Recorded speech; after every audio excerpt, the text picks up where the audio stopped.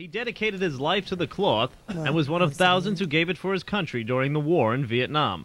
Now, 36 years after he was killed giving last rites to a dying Marine, islanders from all over gathered inside the Father Capodanno Church in Fort Wadsworth to honor the legendary priest that the church is named for.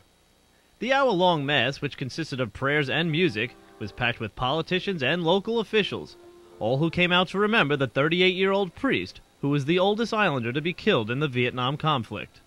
What was amazing to me about Father Capodanno, when we had the Wall of Remembrance down in South Beach for the replica of the Vietnam Wall in Washington, when we looked up the Staten Islanders, Father Capodanno was the oldest Staten Islander who perished in Vietnam, and he was only 38 years old. When you think of Father Capodanno, you don't realize how old he was. He was only 38 years old, and he was the oldest man that we lost. It's just a great feeling that we're acknowledging the sacrifice that he's made, and there was a gentleman that died, giving blessings and help and encouragement to people that were in harm's way.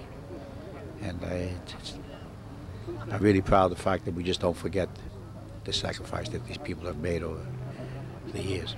From the church, those who are honoring the memory of Father Capodanno will make their way to the South Beach Boardwalk, where items from the Vietnam War Memorial will be buried in a time capsule to remember the fallen priest.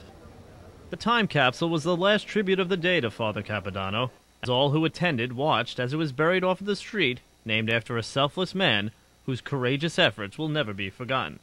Reporting from Father Capodanno Boulevard in South Beach for the Staten Island News Center, I'm Jonathan Parisen.